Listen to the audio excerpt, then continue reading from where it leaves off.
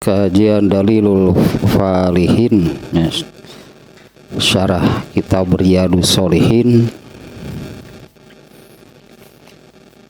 bab ke-7 ya, babun fil yaqini wa tawakkal, bab yakin dan tawakal. Terakhir baru sampai ayat-ayat tentang yakin dan tawakal, sangat jelas sebetulnya ya. Ayat-ayatnya sangat jelasnya tentang yakin dan tawakal. Nah, sekarang mulai masuk ke hadis-hadisnya. Ya, hadis pertama, An Ibni Abbasin radhiyallahu anhuma qala. Nah, ini hadisnya cukup panjangnya, sambil langsung di ini aja diterjemah nih ya, per koma, per kalimat gitulah. Dari Ibnu Abbas, semoga Allah meridhoi keduanya. Ya, Ibnu Abbas ya, Abdullah bin Abbas. Dua-duanya muslim itu ya. Jadi semoga Allah meridhoi keduanya. Ya, keduanya sahabat. Abdullah dan bapaknya Al-Abbas. Dari Abdullah bin Abbas atau Ibnu Abbas, ia berkata, qala Rasulullah sallallahu alaihi wasallam, Rasulullah sallallahu alaihi wasallam bersabda, uridat alayyal umam, jadi perlihatkan kepadaku. Umam ini jamak dari umat, seluruh umat gitulahnya. Diperlihatkan kepadaku seluruh umat. Faro'aitu nabiyya wa ma'ahur ruhaitu. Aku melihat ada satu orang nabi dan bersamanya ada ini dalam bahasa Arab rohtun. Dalam bahasa Arab itu ada kata demikian yang artinya ya menunjukkan jumlah paling banyak 10. Kata ini juga kemudian diisi musogor namanya kalau dalam ilmu nahunya, ini isi ditasgir, jadi isi musogor. Rohtun itu bilangan sampai 10. Nah kalau ini 10 kecil, kurang dari 5 gitulah. Ya, maknanya ini jadi kurang dari 5 orang lah. Ya, aku melihat seorang nabi dan bersamanya, nah, kurang lebih sekian orang lah ya. Kurang dari 5 orang. Kemudian wan nabiyya wa ma'ahu rajulu war rajulani. Aku melihat juga nabi yang lain dan bersamanya ada 1 orang dan 2 orang. Wan nabiyya wa laisa ma'ahu ahadun. Dan aku melihat seorang nabi dan tidak ada seorang pun bersamanya. Izrufi'a li sawadun azimun. Nah ketika itu kemudian diangkatlah atau diperlihatkanlah kepadaku ada rombongan yang besar. Bandingkan dengan yang tadinya sebelumnya itu aku melihat ada seorang nabi yang bersamanya gitunya, bersamanya hanya kurang dari 5 orang. Ada ya seorang nabi yang umatnya hanya 1, ada yang hanya 2. Kemudian ada juga nabi yang sama sekali sendirian ya, dia sendirian, ini tidak ada 1 orang pun bersamanya. Nah, ketika itu kemudian ya diperlihatkan kepadaku ada serombongan yang besar. Fazonanta annahum ummati. Ya, aku mengira bahwa itu adalah umatku. Faqila li, kemudian dikatakan kepadaku, haza Musa wa qaumuhu. Nah, ternyata rombongan besar itu adalah Nabi Musa dan kaumnya. walakinin zur ilal ufuk. Ya, akan tetapi lihatlah ke ufuk itu ya, ke ufuk itu horizonnya, bahasa gitunya horizon. Ya, lihatlah ke satu tempatnya, ke satu arah. Fa nazartu fa iza sawadun azim. Ternyata aku melihat juga ada rombongan yang besar. Fakila ali, kemudian dikatakan lagi kepadaku, unzur ilal ufukil akhor. Lihat lagi ke arah yang lain. Dikatakan lagi kepadaku, lihatlah ke arah yang lain. Faiza sawadun azim, ternyata juga ada rombongan besar, rombongan manusia, rombongan besar.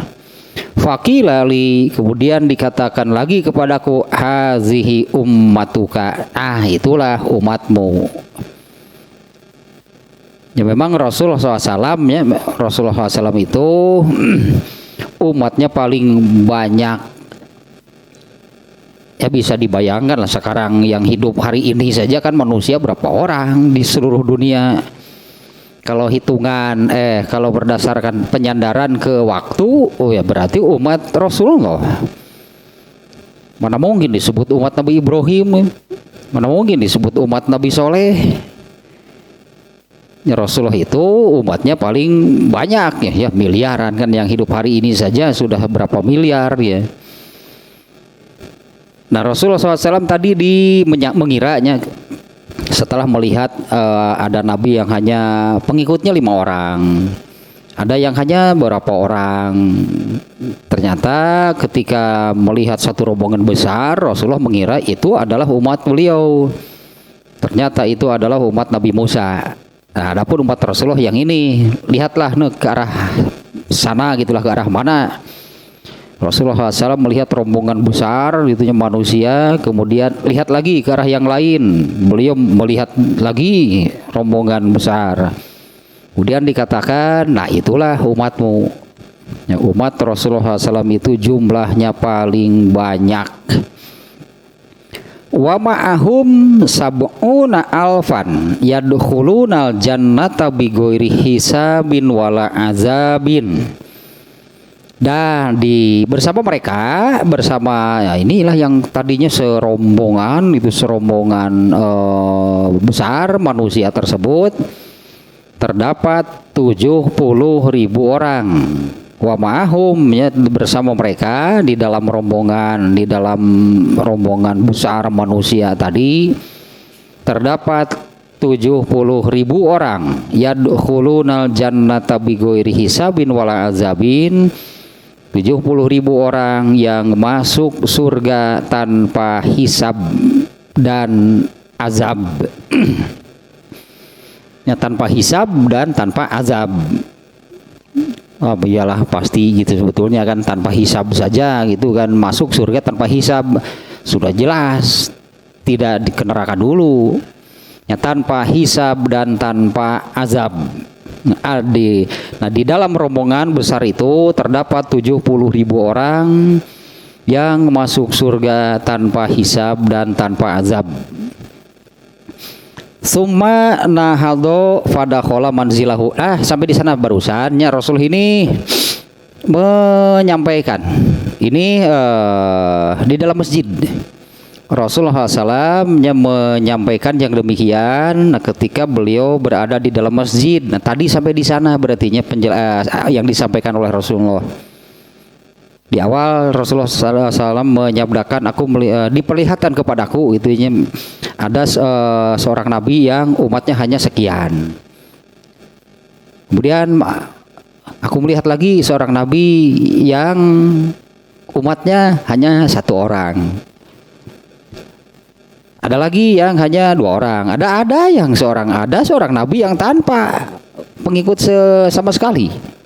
Dan kemudian sampai kepada tadilahnya, lihatlah ke arah sini, lihatlah ke arah sana. Ternyata Rasulullah melihat itu kan serombongan besar manusia. Nah, beliau menyabdakan di antara mereka ada 70.000 orang yang masuk surga tanpa hisab dan tanpa azab. Nah, selesai sampai di sana, Rasulullah menyabdakan, Sumana hado fadakhola manzilahu. Kemudian Rasulullah SAW bangkit berdiri lalu masuk ke dalam rumah. Nah, berarti ini ada di masjid. Tadinya Rasulullah menyabdakan demikian ketika berada di masjid. Nah, setelah selesai menyampaikan itu kemudian Rasulullah berdiri dan masuk ke dalam rumahnya. Fa khadun nasu fi ulaikal ladzina yadkhulunal jannata bighairi hisabin wala azabin. Nah, setelah Rasulullah SAW masuk, ya mulailah manusia kemudian membicarakan tentang yang 70.000 orang itu. Ya mulailah orang-orangnya, para sahabat berarti yang ada di dalam masjid. Nah, mereka kemudian mulailah masing-masing kemudian mengeluarkan pendapatnya. Ya, para sahabat berbeda pendapat berartinya tentang yang 70.000 orang itu yang masuk surga tanpa hisab dan tanpa azab. Faqala ba'duhum, nih kata Ibnu Abbasnya, nah, sebagian mengatakan fala allahumul ladzina sahibu Rasulullah. Sebagian mengatakan mungkin mereka nih yang 70.000 orang masuk surga tanpa hisab itu adalah orang yang menjadi sahabat Rasulullah. Khususnya sahabat, itu bukan sahabat bahasa Indonesia nih. Sahabat Rasulullah itu adalah orang yang sezaman bertemu. Ini kalau definisi dalam ilmu hadis itu, sahabat itu adalah orang yang sezaman bertemu, beriman dan meninggal dalam keadaan muslim sebagai seorang muslim, itu sahabat. Nah, sebagian ada yang mengatakan demikian. Wah, mungkin ini yang 70.000 orang itu adalah sahabat Rasulullah sallallahu alaihi wasallam. Nah, karena kalau itunya kalau 70.000 lah, sahabat sendiri kan lebih banyak dari 70.000. Ini salah satu pendapatnya yang mengatakan dari mereka nih. Ada sahabat yang berpendapat demikian. Wa qala ba'duhum. Kemudian ada lagi nih sebagian berpendapat fala allahumul ladzina wulidu fil Islam falam yusyriku billahi syai'a wa zakaru asya'a. Nah, ada dua berarti ininya yang disebut oleh Ibnu Abbas nih. Sebagian lagi berpendapat, sebagian mengatakan mungkin mereka adalah orang-orang yang lahir sebagai muslim, ya lahir dalam keluarga Islam, berartinya mungkin mereka orang-orang yang lahir dalam keluarga Islam, falam yusyriku billahi syai'a, dan tidak pernah menyekutukan Allah sama sekali. Wa zakaru asya'a, dan banyak lagi lah gitu kata Ibnu Abbasnya, dan banyak gitu pendapat yang lain. Nah, sementara para sahabat tadinya mereka seolah-olah berdebat, beradu pendapat, beradu argumen. Semuanya hanya berdasarkan pikiran mereka. Nah, siapa yang 70.000 orang yang masuk surga tanpa hisab dan tanpa azab itu seperti apa atau siapa? Di antaranya dua tadi yang disebutkan oleh Ibnu Abbas. Ada yang berpendapat sahabat Rasulullah, ada yang berpendapat mereka yang lahir di dalam Islam dan tidak pernah menyekutukan Allah, dan lain-lain lah itulahnya. Dan ada lagi masih banyak lagi pendapat saat itu yang muncul, itu yang keluar dari para sahabat. Wa zakaru asya'a, nah hanya disebutkan seperti itu saja oleh Ibnu Abbas. Nah, banyak lah gitu yang lainnya mengatakan yang begini, yang begitu, yang seperti apa gitulah. Nah, di tengah mereka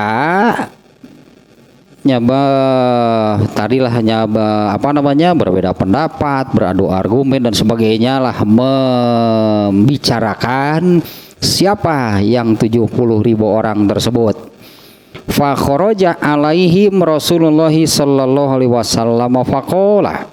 Kemudian Rasulullah SAW keluar lagi dari dalam rumahnya, masuk lagi ke dalam masjid. Ya terdengar pastinya oleh Rasulullah, kan rumah Rasulullah itu kan berdampingan dengan masjid.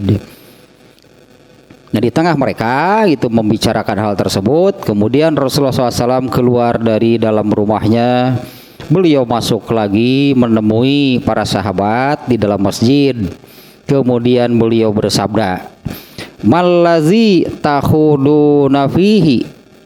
Apa yang kalian perdebatkan tentang hal itu? Ya mallazi tahuduna fihi? Ya, apa yang kalian bicarakan, yang ya perdebatkan lah itunya, apa yang kalian perdebatkan tentang hal tersebut? Fa akhbaruhu faqala. Kemudian para sahabat ya Ibnu Abbas mengatakan, nah, kemudian para sahabat yang di masjid tadi menyampaikanlah kepada Rasulullah SAW pendapatnya masing-masing. Ya fa akhbaruhu. Kemudian para sahabat mengabarkannya kepada Rasulullah SAW. Ya, artinya menyampaikan pendapat mereka masing-masing. Fakola, nah kemudian dikoreksi lah oleh Rasulullah SAW, ya, diluruskan nih oleh Rasulullah SAW. Humul lazina la yarquna wala yastarquna wala yatatayyaruna wa ala rabbihim yatawakkalun. Nah ini dari Rasulullah SAW. Ya, sementara tadi dari para sahabat ya banyaklah pendapatnya, tapi kan tidak jelas dasarnya mereka. Menurut sebagian, oh berarti para sahabat, sebagian lagi adalah orang yang lahir Muslim dan tidak pernah menyekutukan Allah, dan banyak lagi pendapat. Nah ini oleh Rasulullah SAW kemudian disampaikan yang dimaksud dengan orang yang masuk surga tanpa hisab. Jumlah disebutnya di hadis ini tadi 70.000 orang. Nah yang dimaksud dengan mereka dia 70 orang yang masuk surga tanpa hisab itu adalah humul ladzina la yarquna, orang-orang yang tidak meruqyah, wala yastarquna, dan juga tidak minta diruqyah.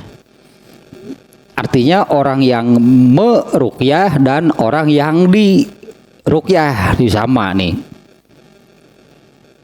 Mereka adalah orang yang tidak ninya la yarquna.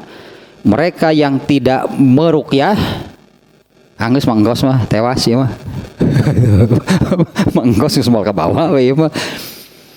Orang yang orang yang la yarquna tidak meruqyah, wala yastarquna pasiennya ini berarti, dan yang tidak minta diruqyah, wala yatatayyaruna, dan orang yang tidak apa sih namanya nih ya, yatatayyaruna itu asalnya dari memburung. Alah, kalau bahasa kitanya memburung, menentukan sesuatu berdasarkan seekor burung. Ini terkenalnya di zaman jahiliyah, terkenal yang ini, dan sudah bukan terkenal, sudah menjadi budaya ini di kalangan orang-orang jahiliyah. Yatatayyaruna itu yaitu dengan media seekor burung. Misalnya gitunya, kalau seseorang itu mau bepergian, ketika seseorang mau pergi, dia akan melepaskan seekor burung, kemudian melihat burung itu terbangnya kemana. Misalnya kalau ke kanan, misalnya setelah dilepaskan itu kemudian ya terbanglah misalnya ke arah kanan, oh berarti jadi pergi. Kalau misalnya begitu dilepaskan terbangnya ke kiri, oh berarti jangan, harus dibatalkan. Karena itulahnya ini menurut mereka itunya, misalnya kalau ke kanan, oh berarti selamat misalnya sampai tujuan. Kalau ke kiri, oh berarti akan celaka dan sebagainya gitulahnya. Tatoyur itu ya, tatoyarun itu tatoyurnya ininya. Kalau masdarnya tatoyur itu melakukan demikian gitu dengan seekor burung. Itu contohnya, keperluannya bukan hanya untuk apa-apa ketika hanya mau pergi itu. Kalau mau apa-apa misalnya dengan seekor burung. Apa-apa dengan seekor burung. Itu namanya tatoyur, dari kata atoyru itu burung artinya. Nah, tapi kan benang merahnya berarti sebelum untuk sebutlah pilihan itu jadi atau tidak perginya. Nah, mengandalkan seekor burung. Nah, tentu bukan hanya burung, tadinya apapun lah gitunya yang kemudian dijadikan pertanda. Berarti mereka melepaskan burung, misalnya kalau tadinya begitu dilepaskan terbangnya ke arah kanan, ini pertanda baik gitu loh, maka jadi mereka pergi. Kalau setelah dilepaskan kemudian terbangnya ke arah kiri, ini pertanda buruk, maka mereka tidak akan jadi pergi. Tapi substansinya adalah gitunya di sini adalah menetapkan sesuatu gitulah dengan pertanda apa. Medianya bukan hanya seekor burung. Dulu di sini suka ada gitunya kalau ada kupu-kupu yang masuk ke dalam rumah. Nah, itu suka mengatakan, "Nah, ini bakal ada tamu." Eta kegeleng ucing nu riweuh mah. Wah, kegeleng ucing mah geus, ieu mah geus alamat teh ieu mah. Begitu orang yang nyetir kemudian melindas seekor kucing, jadi itu nggak tenang menyetirnya itu karena tetap tertanamlah di dalam dirinya ini bakal celaka.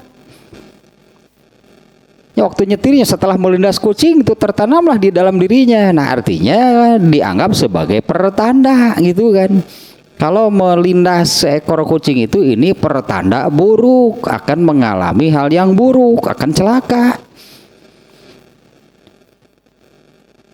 Ya, kalau di dulu itu di budaya orang jahiliyah ya mitos pastilah itu turun temurun, mitos ya, tradisi budaya yang berlaku turun temurun demikian.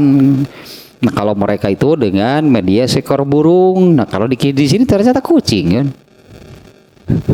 Bahkan ada kan ya, pemahaman dari mana dan nggak pernah kejadian sebetulnya kan. Kalau ada jenazah yang dibaringkan di dalam rumah misalnya di dalam masjid, biasanya kan dibaringkan dulu untuk disolati gitu kan. Orang-orang datang kemudian menyolati. Jadi kita juga ada pemahaman yang demikian, kalau dilangkahi kucing maka hidup lagi, nggak pernah kejadian sebetulnya. Ada yang benar hidup lagi, tapi mitos itu begitu mengakar gitu ya. Nah, padahal sama. Makanya esensinya bahwa ini soal menjadikan sesuatu itu sebagai pertanda, ya pertanda baik ataupun pertanda buruk. Nah, tiga berarti yang disebutkan oleh Rasulullah yang 70.000 orang yang masuk surga tanpa hisab, tanpa azab itu seperti apa? Satu, tidak meruqyah. Tidak meruqyah artinya orang yang mengkos sih orang yang meruqyahnya. Wala yastarakuna juga bukan orang yang minta, asalnya minta diruqyah atau ini pasiennya. Yang ketiga wala yatatayyaruna, orang yang juga tidak demikiannya, tidak menjadikan sesuatu itu sebagai pertanda. Dan yang terakhir yang disebutkan oleh Rasulullah SAW, nah inilah yang berkaitan dengan bab sekarang, yakin dan tawakal. Wa ala rabbihim yatawakkalun, dan mereka hanya kepada Tuhannya atau hanya kepada Allah mereka bertawakal. Benar-benar tawakal ini, coba kalau ini kan gampang. Tidak meruqyah bisa nggak? Malah kan yang suka meruqyah hanya orang-orang tertentu kan? Ya, yang suka meruqyah gitu kan hanya orang-orang tertentu lah, jumlahnya juga berapa orang. Atau pasiennya banyak nggak? Ya sebanyak apa pasiennya? Tidak sebanyak, jadi lebih banyak yang tidak meruqyah. Atau yang minta diruqyah, lebih banyak yang tidak minta diruqyah. Kemudian wala yatatayyaruna, banyak juga kan yang tidak menganggap sesuatu itu sebagai pertanda bagaimana lah gitu, seperti tadinya melindas seekor kucing. Banyak yang tidak demikian, banyak yang masa sih gitu kan. Dan memang juga nggak pernah kejadian sebetulnya kan, dengannya di kita kan kucingnya, di sana burung. Banyak juga yang seperti ini. Artinya apa yang disebut yang pertama tidak meruqyah, yang kedua tidak pernah minta diruqyah, yang ketiga tidak percaya dengan hal-hal seperti itu. Banyak orang yang demikian. Artinya untuk 3 kriteria yang ini banyak yang memenuhi kriteria. Terakhir eta ternyata gagal sama didinya menjadi yang masuk surga tanpa hisab, gagal di kriteria terakhir. Hanya kepada Allah mereka tawakal. Banyak nih yang gagal di sini tawakal. Terutama karena tawakal yang sesungguhnya itu yang seperti apa? Kalau itu tidak tahu, berarti tidak pernah memenuhi. Tidak pernah sebetulnya benar-benar tawakalnya seperti yang dimaksudnya, karena di dalam Al-Quran sangat banyak ayatnya. Perintahnya ada, kemudian kan ayat-ayat yang dimuat di sini kan perintah bertawakal dan keutamaannya. Nah, menurut hadis ini bahwa yang bertawakal yang kepada Allah itulah orang yang masuk surga tanpa hisab. Kalau melihat 4 hal yang disebut oleh Rasulullah di sini, yang 3 tidak meruqyah, sedikit sebetulnya orang yang menjadi tukang, sebutlah sedikit orang yang menjadi tukang ruqyah.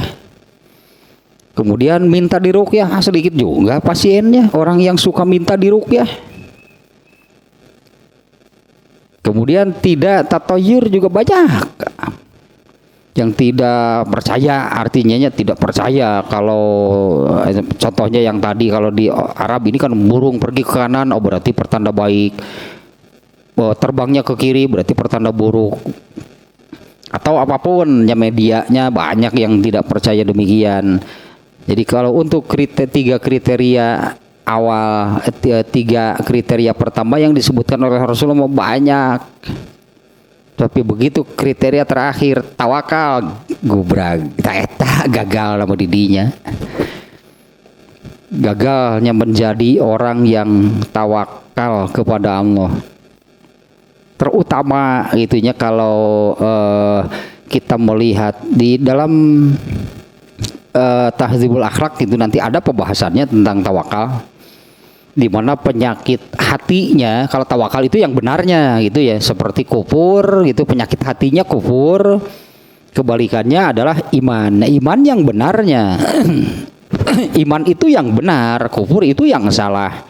Nah, di mana iman ini yang benarnya, sekaligus inilah obat kufur iman. Kemudian bodoh dengan ilmu, kan ilmulah yang benar, sekaligus ilmu itulah obat untuk penyakit hati bodoh. Nah, tawakal ini yang benarnya. Ya, tawakal ini yang benarnya. Penyakit hatinya kebalikannya, yaitu penyakit hatinya kebalikannya dari tawakal itu adalah hanya berpegang kepada sebab akibat. Itu penyakit hati. Bahkan orang Islam pun sering tidak sering inilah penyakit manusia, lalai dan lupa. Sering kali itunya orang Islam pun, ini berarti yang gagal tawakal berarti ya.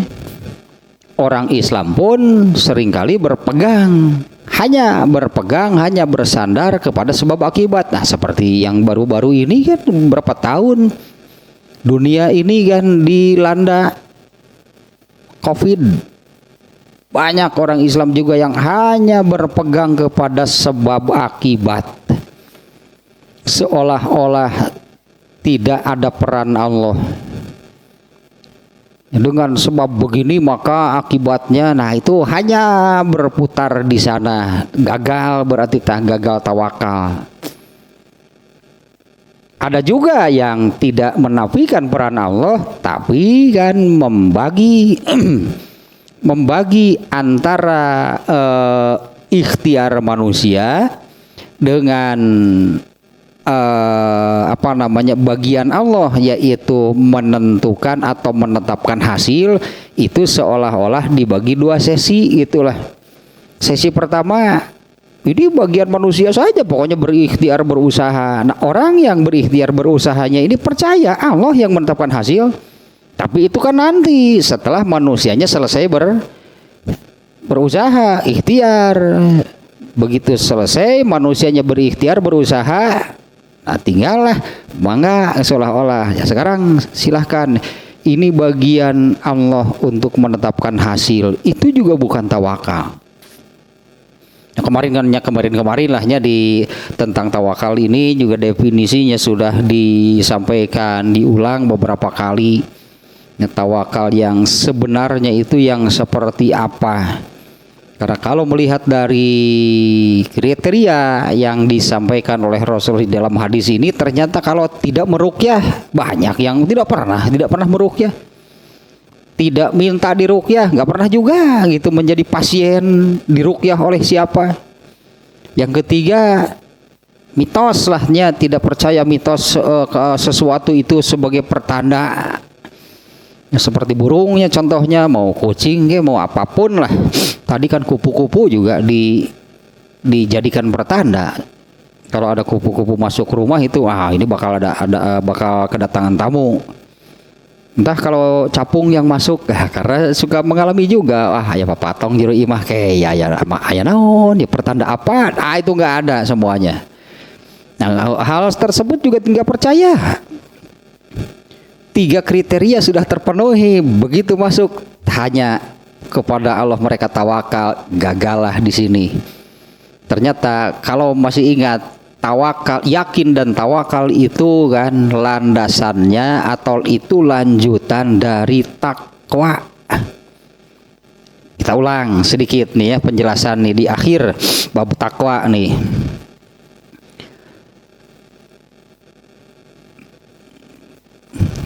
Yang mana nih kalimatnya nih, yang ini nih. Nah, buah hanya wali makana min samaroti takwa. Nah, buah dari ketakwaan itunya adalah mendapatkan cahaya yang akan menerangi hatinya, dan yang hatinya mendapatkan cahaya, jika yang hatinya mendapatkan cahaya, maka hatinya itu akan di sini nih, hatinya itu akan bahasa kitanya apanya, wan istanaro qalbuhu bisyuhudi tauhid. Hatinya itu akan diterangi oleh, bahasa kitanya, oleh ketauhidan. Hatinya itu akan diterangi oleh ketauhidan.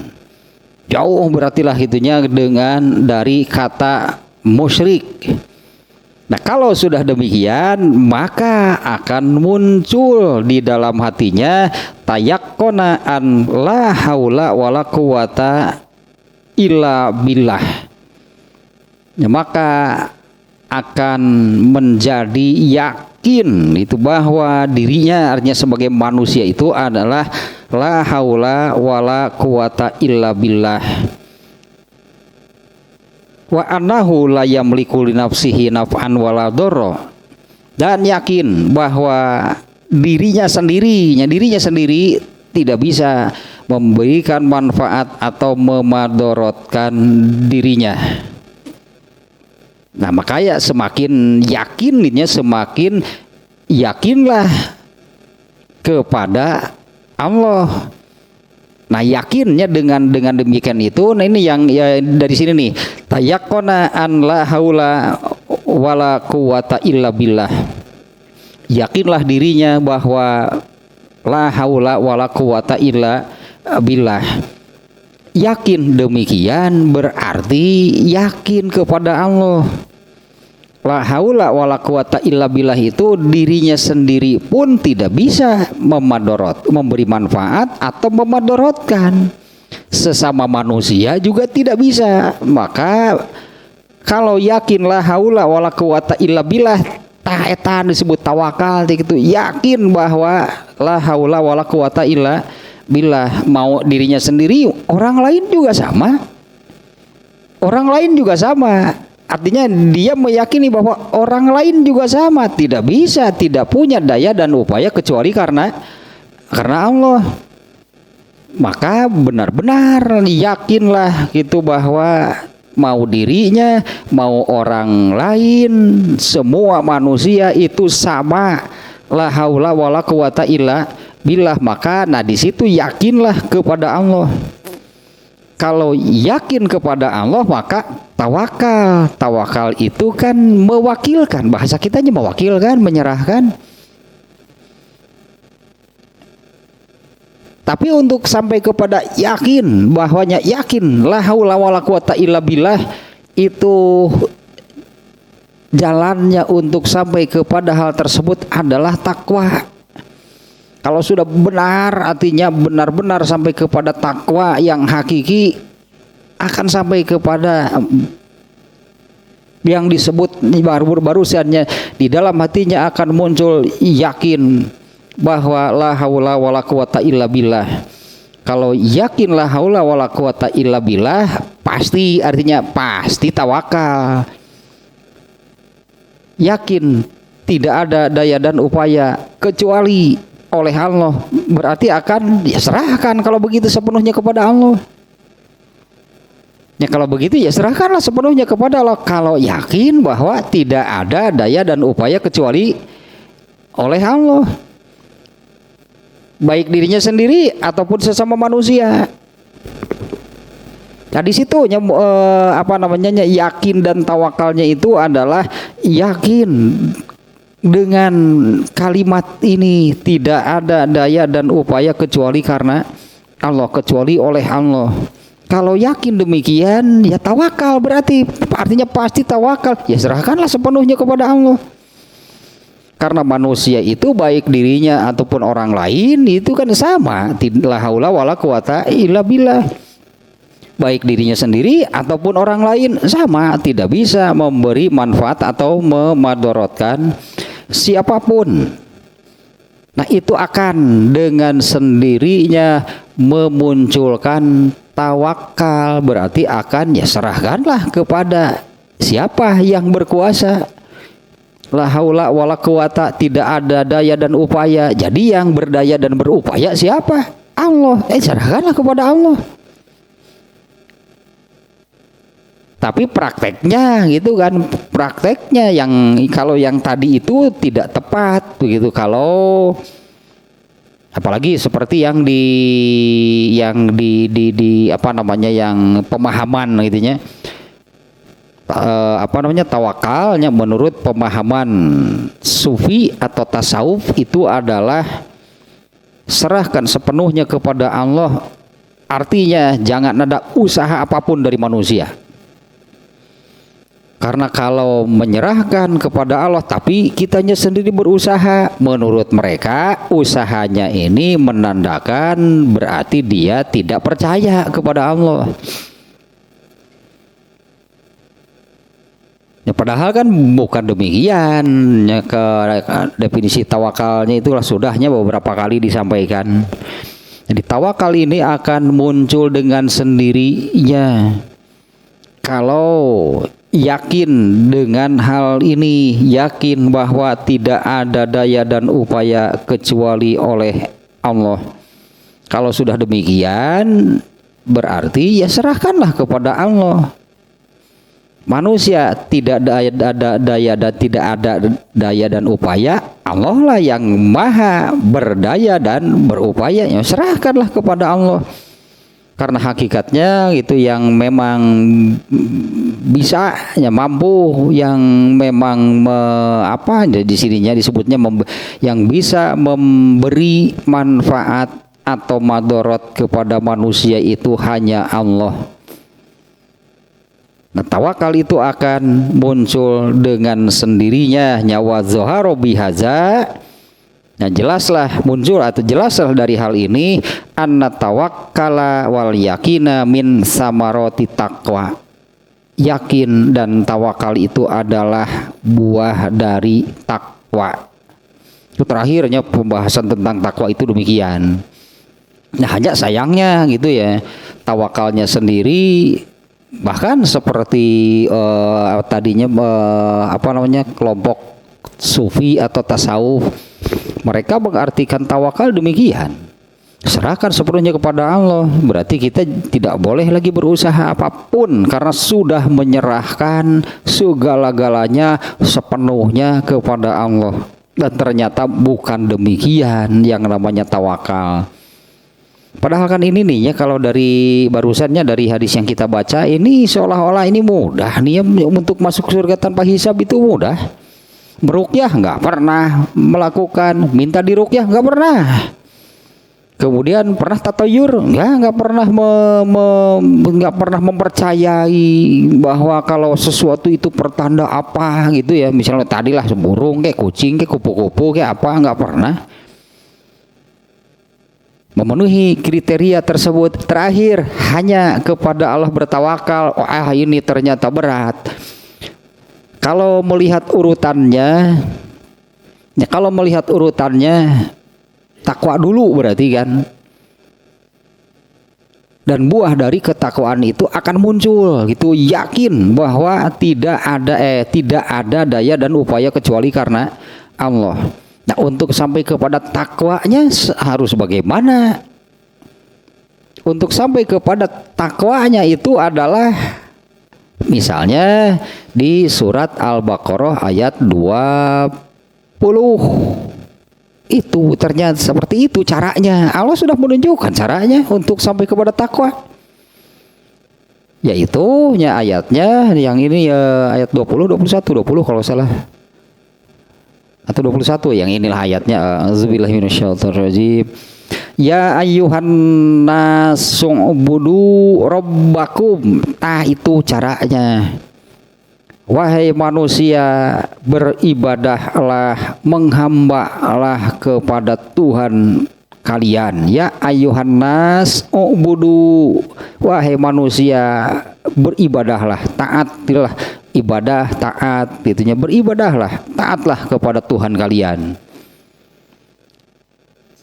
Ujung ayat tersebut la'allakum tattaqun, agar kalian menjadi orang yang bertakwa. Ini caranya untuk menjadi orang yang bertakwa itu adalah taat kepada Allah, beribadah kepada Allah. Ya ayyuhan nasu ubudu rabbakumul ladzi khalaqakum. Ayatnya demikian ya, wahai manusia, beribadahlah, taatlah kepada Tuhan kalian yang telah menciptakan kalian.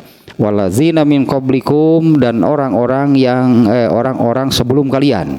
La'allakum, itu ujung ayatnya, la'allakum tattaqun, agar kalian bertakwa.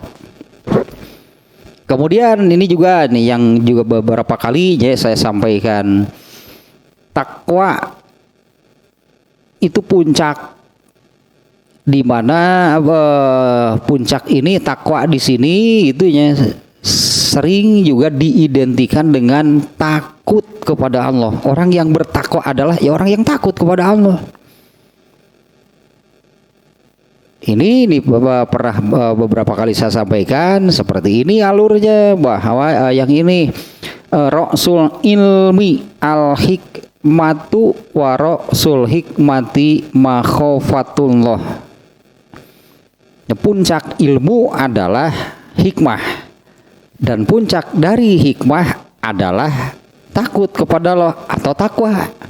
Ini berarti step-stepnya gitu, langkah-langkahnya, alurnya, ilmu dulu, dan konsistenlah dalam berilmu. Dengan ilmunya maka akan sampai kepada hikmah. Hikmah itu artinya benar, karena hanya dengan ilmu bisa benar. Konsistenlah itunya dengan ilmu, maka akan sampai kepada benar, berarti karena hanya dengan ilmu itu benar, itu hanya dengan ilmu. Warasul hikmati, dan puncak dari benar, puncak dari hikmah artinya konsisten dengan hikmahnya itu akan sampai kepada puncaknya, yaitu makhofatullah atau takwa kepada Allah. Nah, kalau sudah sampai di sana, yakin itu akan muncul karena itu buah dari takwa. Yakin bahwa benar ternyata la haula wala quwata illa billah, manusia itu bisa apa? Benar itu benar-benar illa billah, benar-benar kecuali oleh Allah. La haula wala quwata illa billah, kecuali oleh Allah. Makanya ya serahkanlah kepada Allah. Manusianya la haula wala quwata, sementara Allah itu maha haula dan quwata, artinya Allah lah yang maha berdaya dan maha berupaya, dalam arti benar-benar memiliki kekuasaan dan kemampuan tanpa batas untuk menentukan apapun. Sementara manusia la haula wala quwata, ya serahkanlah kepada Allah kalau begitu. Tapi itu tidak bisa, itu tahapannya itu harus takwa dulu, sampailah kepada takwa, nanti buahnya akan muncul, yaitu yakin dan tawakal kepada Allah. Kaharti murin aya namanya bener pai kan, masuk surganya tanpa hisab, lalakona panjang berarti lama berarti prosesnya. Rasul ilmi al hikmatu, itu kan ya, puncak dari ilmu itu adalah hikmah. Kalau sudah sampai kepada hikmah, artinya konsistenlah dengan ilmu, konsistenlah dengan ilmunya ini, maka akan sampai kepada hikmah. Warasul hikmah makhofatullah, nah konsistenlah dalam hikmah, artinya untuk selalu benar, artinya untuk selalu benar berdasarkan ilmu, konsisten dengan hal tersebut, akan sampai kepada makhofatullah atau takwa. Kalau sudah sampai kepada takwa, yakin dan tawakal akan muncul dengan sendirinya. Ini ternyata hanya kalau para sahabat tadi berdebatnya sebelumnya bahwa yang masuk surga tanpa hisab dan tanpa azab siapa? Wah, ini sahabat Nabi. Ada juga yang menyebut tadinya, yaitu orang yang lahir dalam Islam tidak pernah menyekutukan Allah. Kemudian Rasulullah SAW datang meluruskannya semua pendapat dari para sahabat. Ternyata Rasulullah menyebutkan hanya 4 kriterianya. Mereka yang masuk surga tanpa hisab dan tanpa azab itu adalah yang tidak meruqyah, tidak minta diruqyah, tidak pernah diruqyah, dan juga tidak percaya mitos. Itulah pasti ini mitosnya yang seperti ini. Tidak percaya mitos bahwa sesuatu itu adalah pertanda untuk apa, sesuatu yang lain. Kalau melihat yang 3 ini rasanya mudahnya. Dan terakhir, dan hanya kepada Allah mereka bertawakal. Atuh tawakal mah beurang ngamalkeun sa-Qur'an teh. Ayo mah. Tuh tawakal mah ngamalkeun sa-Qur'an teh ayo. Ya kan untuk tawakal itu kan tawakal kan buah dari takwa. Untuk sampai kepada takwa bagaimana? Ternyata diurut ke belakang itu kan ya, takwa ini adalah puncak dari hikmah. Hikmah ini puncak dari ilmu. Berilmu nawaya henteu. Wah, atuh cilaka gitu mah. Ya berilmunya saja enggak. Artinya dengan hal paling mendasar adalah berilmulah dan konsistenlah dengan ilmunya. Nanti akan sampai kepada puncak dari yang namanya ilmu itu adalah hikmah. Arti hikmah itu benar. Jadi sidik berhenti teh kan inu benar wae teh sidik ya. Abu Bakar sidik teh pan sodako teh benar, sidik benar. Orang yang sidik itu adalahnya orang yang benar dan benar. Pokoknya mah karena sudah sampai pada hikmah dan konsisten dengan hikmah, maka akan sampai kepada takwa. Nah, adapun yakin dan tawakal itu akan muncul dengan sendirinya. Nah, itu akan muncul dengan sendirinya kalau sudah sampai kepada tingkatan takwa. Palingan hiji, anggaplah hiji syarat masuk surga tanpa hisab, tawakal gitulah. Kalau yang 3 mau nggak pernah lah, dari tidak pernah meruqyah, juga tidak pernah menjadi pasien kayak di ruqyah, juga tidak percaya soal ngegeleng ucing, nggak pernah percaya soal ada kukupu pepatong. Wah rek tumila di imah tuh loba pertanda naon tah mulai binatang di dalam rumah teh, wah ini berarti pertanda apa dah, di imah loba cak-cak reungit cucunguk di imah ge meningali cucunguk, wah pertanda apa, pertanda bersih berarti imah berarti imah teh kalotor teh eta mun kitu mah bukan mitos, bersihan imah. Ini ternyata nih wa ala rabbihim yatawakkalun, hiji geuningan dah yang untuk masuk surga tanpa hisab. Lanjutkan lagi hadisnya sedikit lagi nih ya.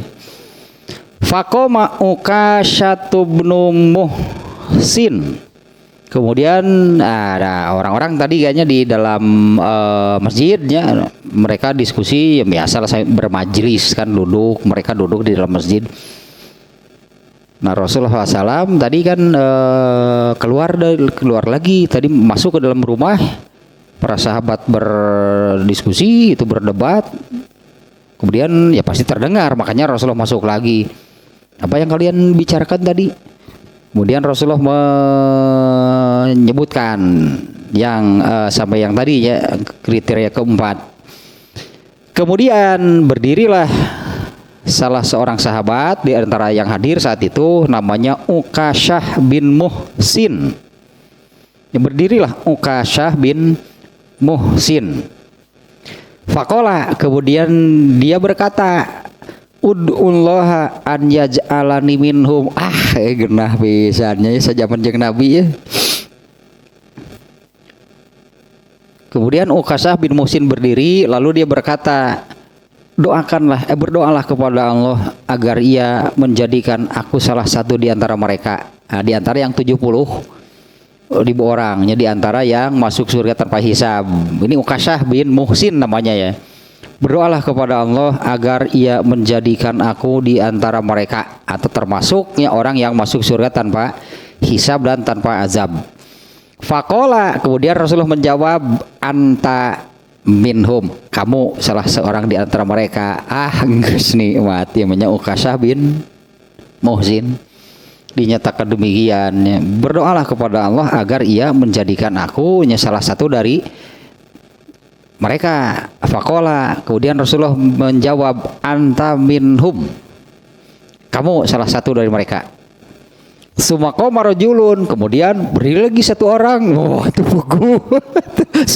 pugu atau jadi sararea berdiri gitu. Sumaqoma rajulun, rajulun akhar, kemudian ada lagi satu orang yang berdiri. Faqala, dan dia pun mengatakan, ud'ullaha an yaj'alani minhum, berdoalah kepada Allah agar ia menjadikan akunya dari termasuk dari golongan mereka. Ini ada orang lagi nya, ada orang lain nih yang juga berdiri meminta hal yang sama nih kepada Rasulullah. Faqala, kemudian Rasulullah bersabda, sabakoka biha Ukasyah. Kepihulaan ku Ukasyah. Kepihulaan ku Ukasyah.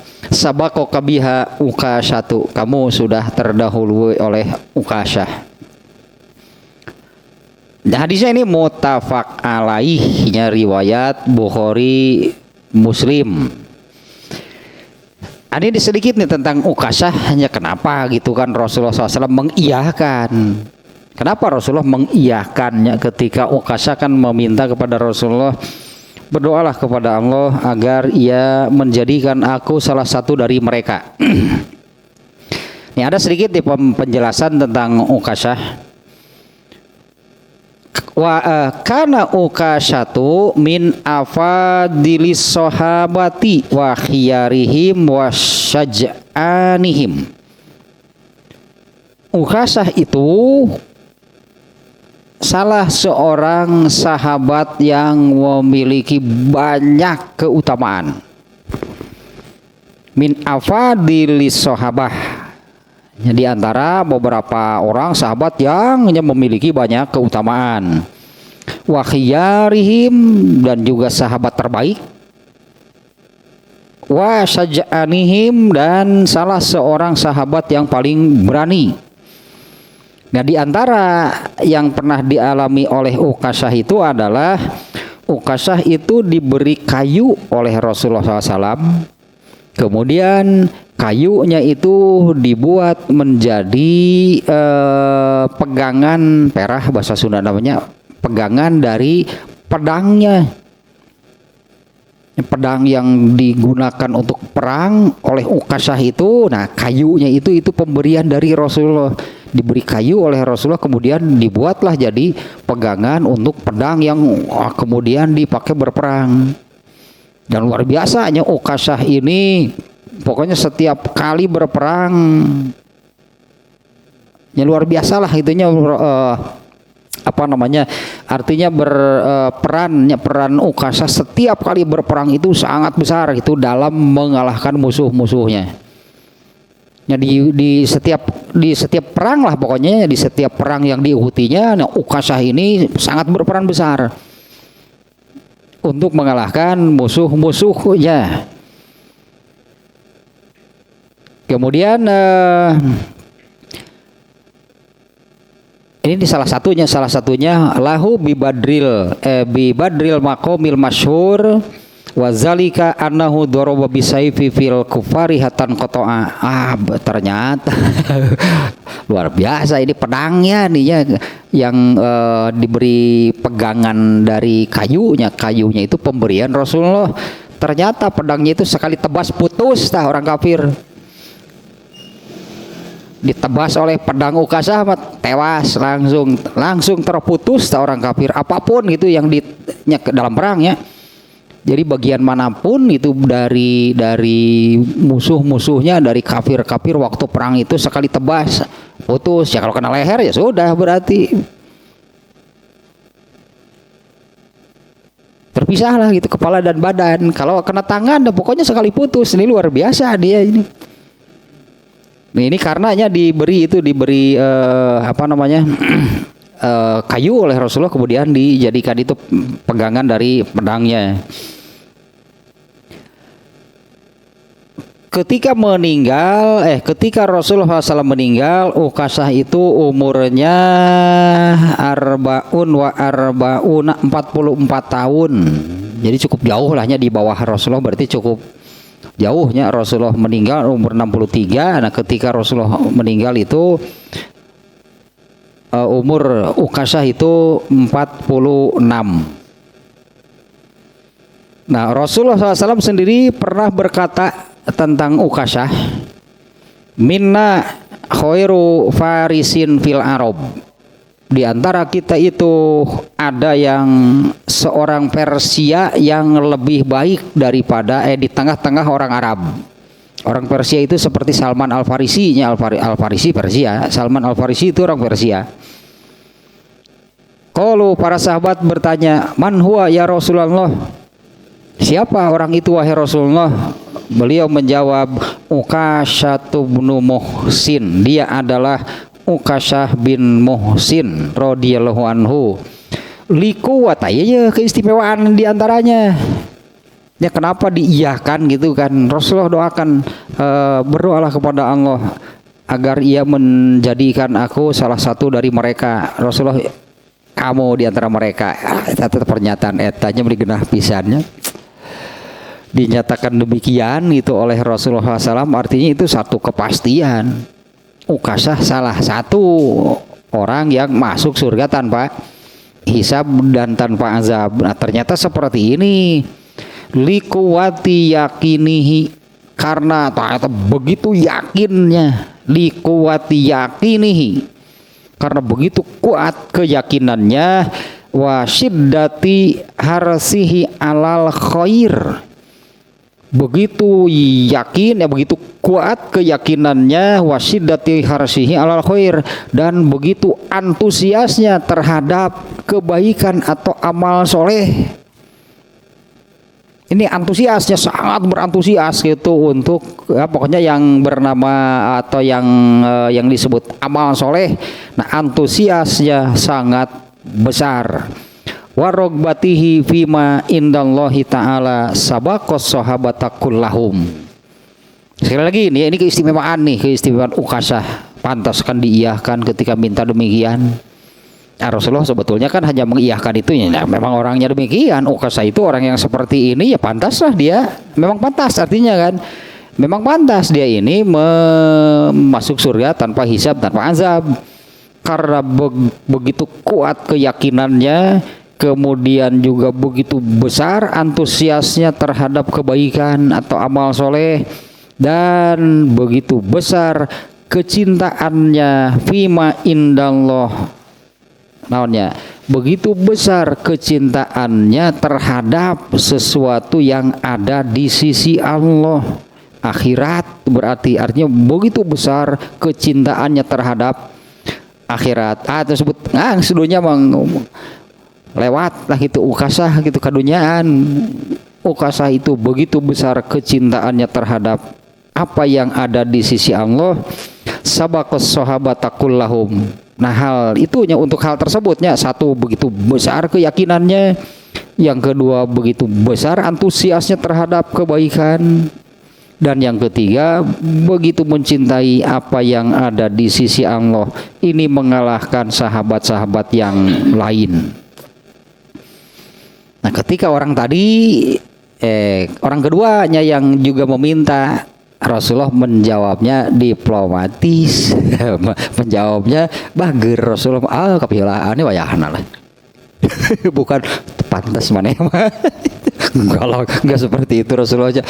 Pantas maneh mah.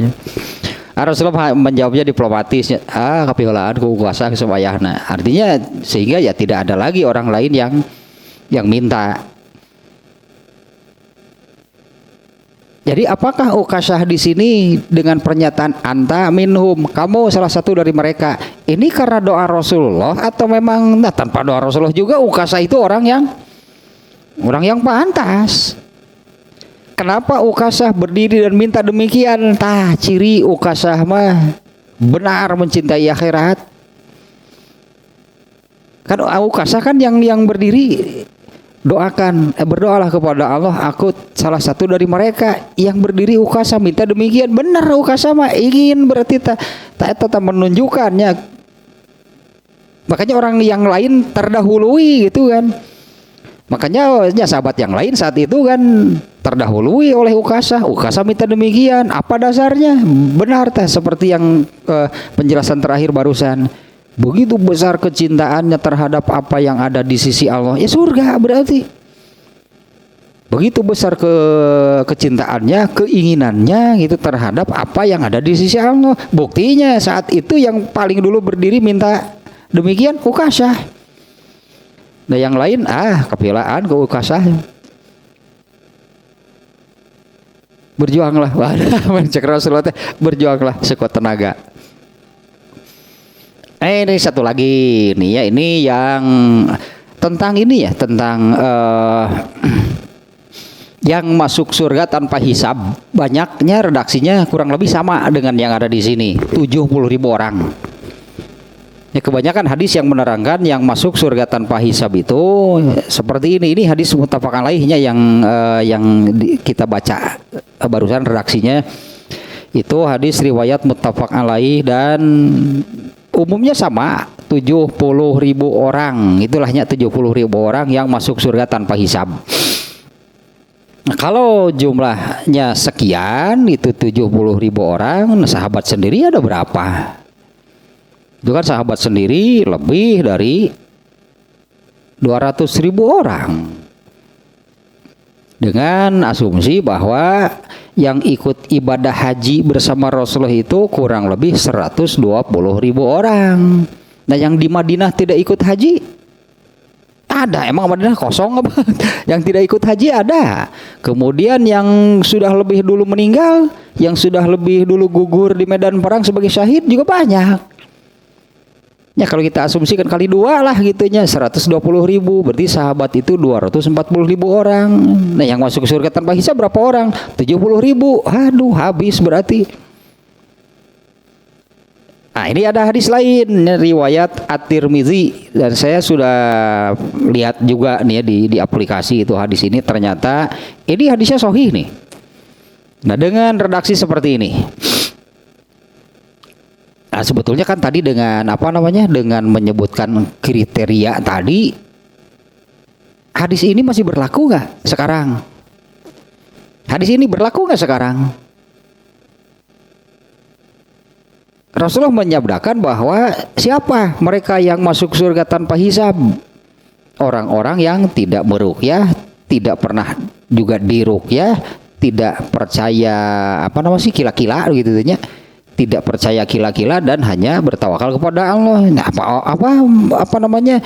Hadis ini hanya berlaku untuk para sahabat. Andai kita menyebut nama misalnya, kira-kira Imam Bukhari pantas nggak masuk surga tanpa hisab? Kalau Imam Asy-Syafi'i pantas nggak? Imam yang empatnya, imam besar yang jadi mazhab sedunia itu Imam Syafi'i, Imam Hambali, Imam Malik, Imam Abu Hanifah. Saya kira mereka sangat pantas. Nah, kalau begitu berarti kan masuk surga tanpa hisab dan tanpa azab itu berlaku untuk semua umat Rasulullah, bukan hanya para sahabat. Nah, kalau dengan jumlah 70.000, memang yang selain sahabat juga bisa, tapi kan sudah habis jatahnya, semua terambil oleh para sahabat karena hanya 70.000. Nah, ya ada hadis ini riwayat At-Tirmizi ini yang membuat optimis. Nah, ini hadisnya seperti ini kurang lebih nih redaksinya. Allah, yang mana nih sahabatnya nih? An Muhammad ibn Ziyadin Al-Hani qala sami'tu Aba Umamah yaqulu ya tadi Abu Umamah ya. Sami'tu Rasulullah sallallahu alaihi wasallam yaqulu wa adani rabbi an yudkhilal jannata min ummati sab'ina alfan la hisaba alaihim wala azaba ma'akulli alfin sab'una alfan wasalasu hasayatin min hasayati. Dari Abu Umamah, semoga Allah meridhoinya, dia berkata, aku mendengar Rasulullah sallallahu alaihi wasallam bersabda. Coba ini redaksinya nih. Kalau yang tadinya dengan redaksi agak berbeda sih ini nih. Ini redaksinya seperti ini. Rasulullah SAW bersabda, wa adani robbi, Tuhanku telah menjanjikan kepadaku. Wa adani robbi, ya Robbi Tuhanku Allah ya. Allah telah menjanjikan kepadaku, telah berjanji kepadaku an yudkhilal jannata min ummati. Nah, janjinya ini nih, Allah telah berjanji kepadaku, yaitu ia akan memasukkan ke dalam surga min ummati, dari umatku, sab'ina alfan, 70.000 orang, la hisaba alaihim wala azaba, sama nih, tanpa hisab dan tanpa azab. Allah telah berjanji kepadaku untuk memasukkan ke dalam surga di antara umatku sebanyak 70.000 orang, masuk surganya itu tanpa hisab dan tanpa azab. Tayanya tambahan nih yang ada di redaksi di sini, ma'akulli alfin sab'una alfan, bersama setiap 1.000, kulli alfinnya bersama setiap 1.000 dari yang tadi yang 70.000 kan. Bersama setiap 1.000 itu 70.000 lagi. Nah, iya matematika Rasulullah teh 70.000 orang. Setiap 1.000 dari yang 70.000 orang ini bersama dengan 70.000 orang. Oke kalikeun tah eta lah pokona manu bieu tah. Ditambah lagi wahasalasu hasayatin min hasayatihi, ini menunjukkan tanpa batas pada akhirnya. Ditambah dengan 3 cidukan tangan dari cidukan 3 cidukannya, sebutlah cidukan gitunya, kalau menciduk air kan menciduk air. Ditambah 3 cidukan min hasayatihi, 3 cidukan dari cidukan tangan Allah. Tangan Allah sebesar apa? Tanpa batas sebetulnya. Ya tanpa batas nih kalau melihat hadis ini. Nah kalaupun hanya sampai kepada 70.000 orang, setiap 1.000 dari yang 70 orang itu bersama atau membawa 70.000 orang. Berarti kan berapa nih ya? 70.000 dikali 70 berarti seberapa? Sakitu kita bisa gak? Sahabat tadi hanya 240 250 ribu lah gitunya. 250 ribu jumlah sahabat. Sebutlah semuanya masuk surga tanpa hisab, masih banyak sisanya ternyata. Dengan angka yang disebutkan di sini 70.000 orang, setiap 1.000 dari yang 70.000 ini membawa 70.000 orang. Dengan angka itu saja berarti berapa? 4.970-nya teteh. 4.970.000 orang nih dari perkalian yang disebutkan oleh Rasulullah. 4.970.000 orang. Sahabat berapa? Kan hanya 250-an. 250.000 orang lah katakannya, di markup lah gitu jumlahnya 250.000, sisanya masih banyak. Nah sisanya ini 4.970.000 orang diambil sahabat 250.000 berapa? Kemudian diambil oleh tabi'in, kira-kira tabi'in ada berapa orang? Nggak akan sebanyak sahabat. Ya, tabi'innya tidak akan sebanyak sahabat. Di kalangan tabi'in yang masuk surga tanpa hisab tidak akan sebanyak sahabat. Artinya nggak akan sampai 250.000 orang. Kemudian generasi berikutnya di bawah tabi'in, tabi'in berapa? Pasti jumlahnya lebih sedikit dari tabi'in. Artinya kan jatahnya masih banyak, apalagi dengan ditambah lagi 3 cidukan. Tiga cidukan itu mengambil dengan 2 telapak tangan lah gitunya, menciduk air itu kan mengambil dengan 2 telapak tangan. 70.000 orang, setiap 1.000-nya bersama 70.000 orang ditambah dengan 3 cidukan tangan Allah. Sebetulnya ini tanpa batas. Maka benar kalau apa yang disebutkan di hadis ini kriteria orang masuk surga tanpa hisab dan berlaku untuk seluruh umat Rasulullah, bukan hanya sahabat. Berlakunya untuk seluruh umat Rasulullah SAW. Dan juga kan ayat ini menunjukkan demikian sebetulnya dulu juga pernah saya sampaikan nih, yaitu surat apa itu? At-Taghabun Al-Mulk itu yang khalaqal mauta wal hayata. Allah yang menciptakan, mengadakan mati dan hidup. Ya artinya ada yang mati, ada yang hidup. Manusia menjadi bergenerasi-generasi, liyabluwakum ayyukum ahsanu amalan, untuk menguji dari setiap generasinya itu ayyukum ahsanu amalan, siapa yang terbaik amalnya, ieu jatahna gitu, yang terbaik amalnya itu ini jatahnya, masuk surga tanpa hisab dan tanpa azab. Nah ini hadis nomor 1 ya, ternyata itu kan anggaplah ini tawakal itu, kalau saya katakan tadi orang yang meruqyah, berapa orang sih yang suka meruqyah? Sedikit. Terus berapa banyak orang yang suka menjadi pasiennya di ruqyah? Juga sedikit lah.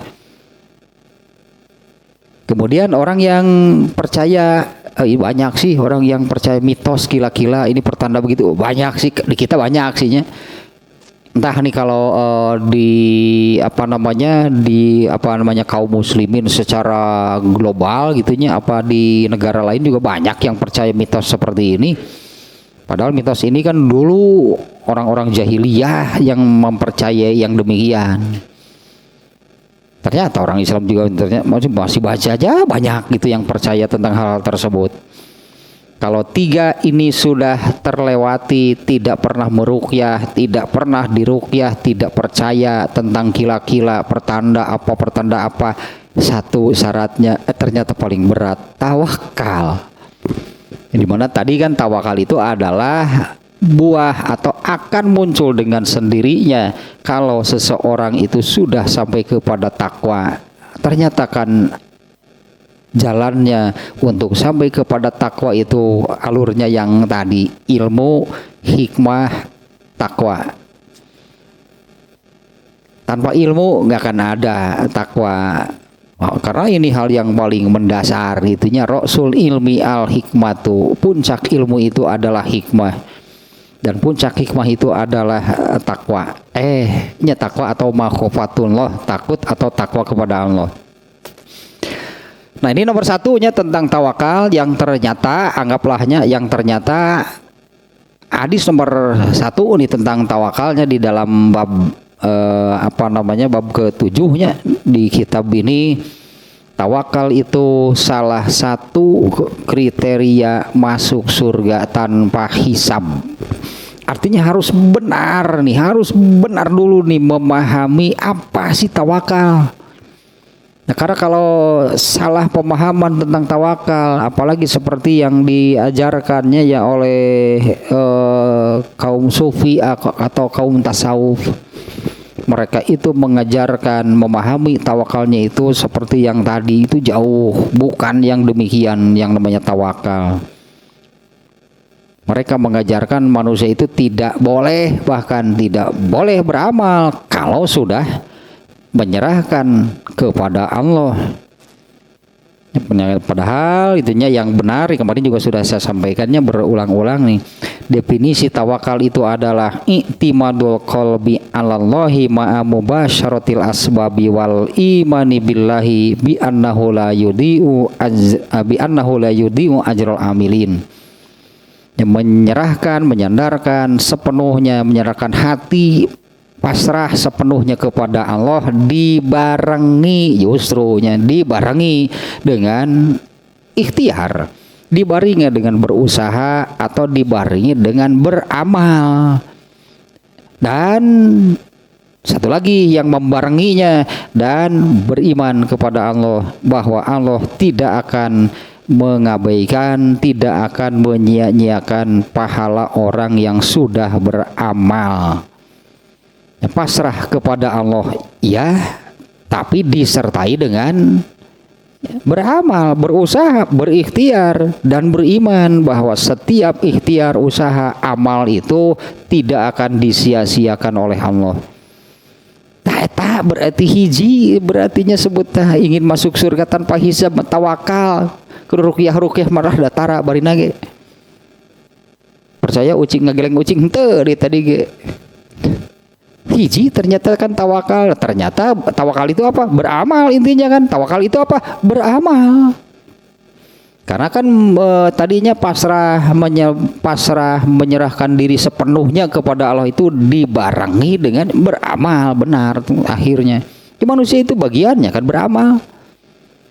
beramal dan yakin bahwa setiap amal itu tidak akan sia-siakan, tidak akan disepelekan, tidak akan diabaikan oleh Allah.